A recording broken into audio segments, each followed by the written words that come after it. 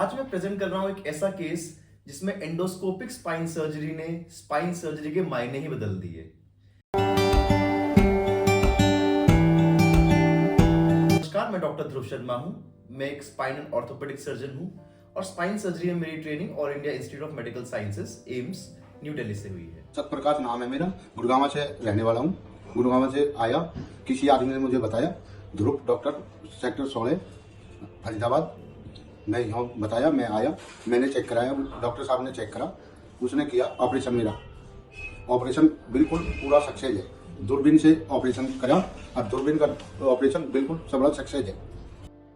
1 साल से मेरे को प्रॉब्लम थी, किसी आदमी ने मुझे बताया, वहाँ डॉक्टर साहब रहते हैं फरीदाबाद 16 सेक्टर में, ध्रुव नाम है, वहाँ ऑपरेशन करा। अब मुझे कोई परेशानी नहीं है, ना ही दर्द नहीं कुछ।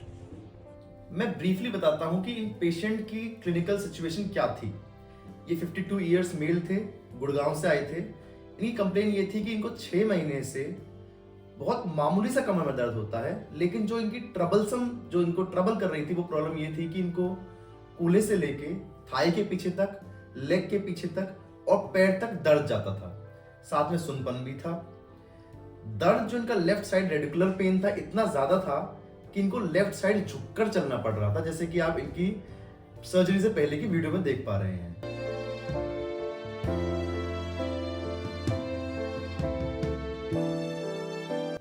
दर्द इतना ज्यादा था कि इन्होंने अपना जॉब छोड़ दिया, सारा कामकाज करना छोड़ दिया था। अगर मैं क्लिनिकली बताऊं कि इसकी डायग्नोसिस क्या बनेगी, कि क्या प्रॉब्लम हो सकती है इनको, तो इनको स्लिप डिस्क हो सकता है जो लेफ्ट साइड में होगा।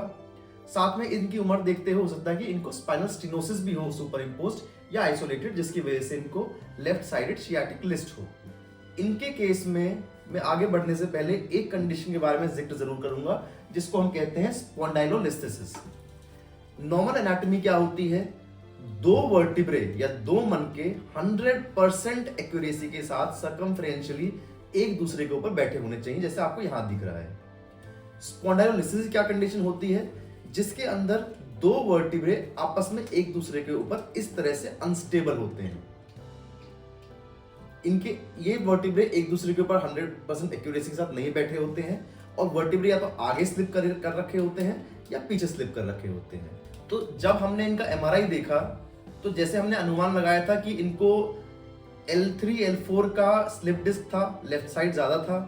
साथ ही में लैटरल रीसेस स्टेनोसिस या सिंपली कहते हैं कि स्पाइनल स्टेनोसिस था, जिसके अंदर लेफ्ट साइड की नर्व रूट दब रही थी, जिसकी वजह से क्लियरली इनको लेफ्ट साइड के रेडिकुलर सिम्टम्स, नमनेस और जो लेफ्ट साइड का लिस्ट था, जो लेफ्ट साइड झुक के चलते थे, वो इससे कोलैबोरेट हो रहा था। साथ ही में इनको फाइंडिंग स्पॉन्डाइलोलिस्थेसिस की भी थी, मतलब L3 L4 के मनके एक दूसरे के ऊपर 100% सटीक तरीके से नहीं बैठे हुए थे। तो इन्होंने दूसरे सेंटर्स पे भी दिखाया था, जहां पे जैसे कि नॉर्मली कोई भी एडवाइस करेगा L3 L4 का डिकम्प्रेशन, मतलब कि जो नसें दब रही हैं उनको खोल दिया जाएगा। साथ में L3 L4 को फ्यूज कर दिया जाएगा, जिसको हम फ्यूजन सर्जरी बोलते हैं। फ्यूजन कैसे किया जाता है? L3 L4 को स्टेबलाइज कर दिया जाएगा पेच, रॉड, केज, स्क्रूज इनके माध्यम से। स्पाइन को फ्यूज कर देना मतलब पेच डाल देना, इसका मतलब ये है कि स्पाइन की फ्लेक्सिबिलिटी बहुत कॉम्प्रोमाइज होती है।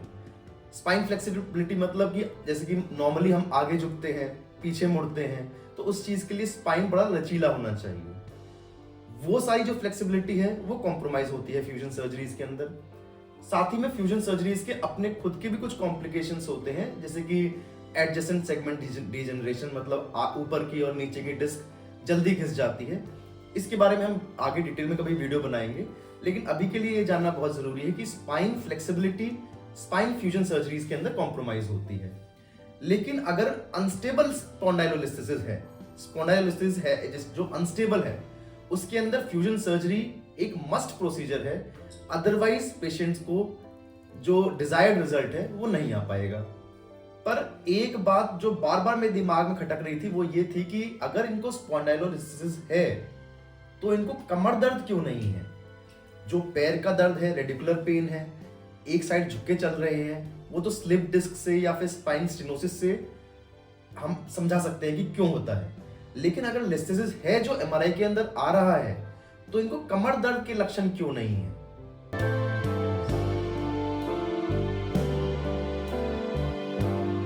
हमने इनका एक एक्सरे होता है जिसको कहते हैं डायनेमिक एक्सरे, वो करवाया। डायनेमिक एक्सरे एक सिंपल एक्सरे होता है जिसके अंदर पेशेंट आगे झुक के और पीछे मुड़ के एक्सरे करवाता है अपने लंबर स्पाइन का, जिसको हम फ्लेक्शन एक्सटेंशन व्यूज कहते हैं।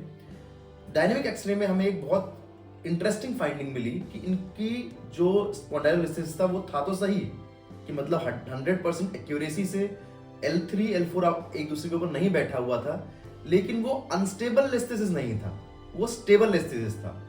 इसका मतलब ये है कि जब पेशेंट आगे झुकता है, पीछे मुड़ता है या कोई भी साइड बेंडिंग करता है तो हड्डी एक दूसरे के ऊपर बैठी नहीं है 100% एक्यूरेसी से, लेकिन वो रगड़ नहीं खा रही है। जब भी कोई मूवमेंट होती है हड्डी रगड़ नहीं खाती है, इसीलिए उनको बैक पेन का कोई कंपोनेंट पेशेंट को इस सिचुएशन के अंदर नहीं होता है। जब लिस्थेसिस अनस्टेबल है ही नहीं, जब हड्डी ने अपनी पकड़ बना रखी है, हड्डी रगड़ नहीं खा रही है, तो हमें फ्यूजन सर्जरी करनी ही क्यों?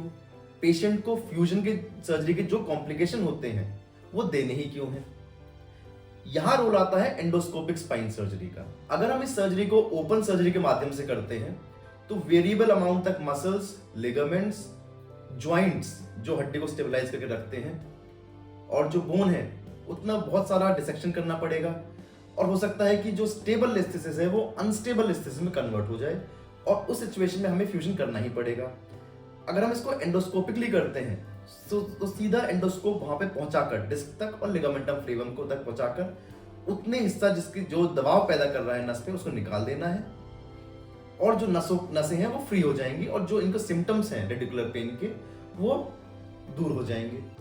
तो हमने इनकी एंडोस्कोपी के माध्यम से सर्जरी की, फ्यूजन सर्जरी नहीं की। आज 3 महीने हो गए हैं, जैसे आप देख सकते हैं पीछे पेशेंट बिल्कुल पेन फ्री चलते हैं। जो एक तरफ झुकाव था कमर का वो भी बहुत हद तक सही हो चुका है। अपनी normal day to day activities से पेशेंट वापस रिज्यूम कर चुके हैं। मैं यही कहना चाहूंगा कि endoscopy is a technique that saves your spine. अगर हम ओपन सर्जरी से इस चीज को करते हैं तो वो काफी हद तक आपके स्पाइन को की फ्लेक्सिबिलिटी को कॉम्प्रोमाइज करता है, स्टेबिलिटी को कॉम्प्रोमाइज करता है। एंडोस्कोपी करना एक ऐसा तरीका है स्पाइन सर्जरी का, एक इनफैक्ट एक रेवोल्यूशन है स्पाइन सर्जरी के अंदर, जिसके अंदर हम सीधा पैथोलॉजी तक पहुंचकर जो भी दिक्कत कर रही है नस को, जो भी चीज दबा रही है वहां तक पहुंच के केवल उसको निकालते हैं, बाकी स्पाइन को ज्यों की त्यों जैसे पहले था वैसे ही छोड़ देते हैं।